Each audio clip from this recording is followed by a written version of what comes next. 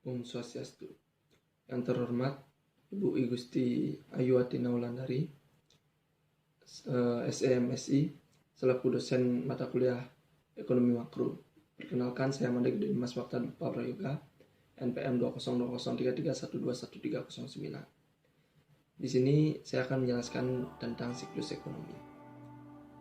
Siklus ekonomi adalah fluktuasi ekonomi yang melanda produksi nasional, pendapatan, kesempatan kerja yang biasanya berlangsung selama 2-10 tahun, yang ditandai dengan adanya kontraksi dan ekspansi di seluruh sektor ekonomi.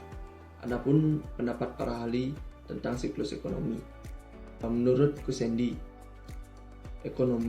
siklus ekonomi adalah fluktuasi pertumbuhan ekonomi di sekitar trennya yang meliputi masa depresiasi, recovery, boom, dan resesi. Yang kedua, menurut Januar, siklus ekonomi adalah pasang surutnya kegiatan ekonomi di sekitar tren setelah dilakukan penyesuaian musiman. Yang ketiga, menurut John Petro, siklus ekonomi adalah suatu deretan masa resesi dan masa kemakmuran berulang-ulang dengan teratur yang meluas kemana-mana. Selanjutnya ada tahapan atau fase-fase. Yang pertama yaitu pertumbuhan, yang kedua puncak, yang ketiga pelemahan, yang keempat titik rendah. Pertama, fase pertumbuhan yang ditandai dengan gerakan ekonomi yang meningkat, naik.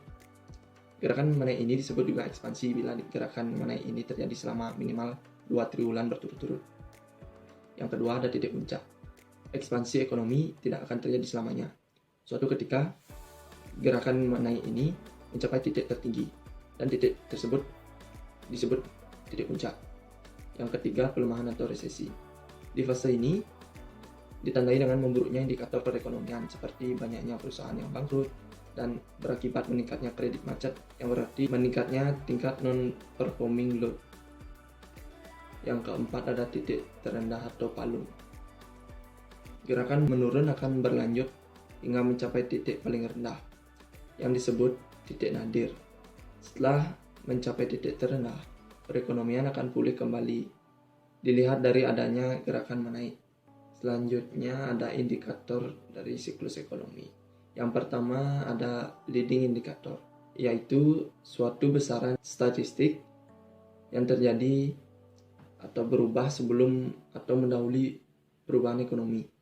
Yang kedua ada coincident indicator, yaitu besaran statistik yang terjadi atau berubah bersamaan atau hampir bersamaan dengan perubahan ekonomi.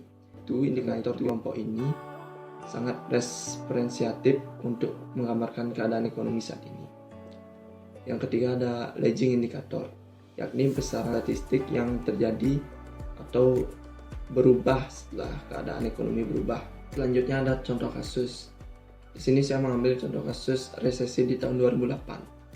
Itu momentum resesi saham super seperti UNVR atau PT Unilever Tbk diperoleh dalam harga super diskon. Isu Supreme Mortgage saat itu menjadi pemicu menjalarnya resesi di berbagai belahan dunia, tak terkecuali di Indonesia. Indeks harga saham gabungan atau IHSG yang sempat menolerkan rekor di awal tahun 2008 dengan menembus level 2800-an, anjlok pada akhir bulan Oktober di level 1000-an. Satu fenomena menarik ini saat itu adalah ketika para investor dan trader domestik melakukan aksi panic selling, yang justru para investor asing membukukan net buy di akhir tahun itu. Ketika resesi di tahun 2008 berimbas pada IHSG yang menyentuh level terendahnya di tahun itu, volume beli bersih asing masih meningkat. Bahkan kuartal keempat saat IHSG berada di level 1000-an, nilai beli bersih investor asing menorehkan persentase terbesar dalam kurun waktu setahun tersebut. Sekian yang dapat saya sampaikan. Terima kasih. Om Santi Santi.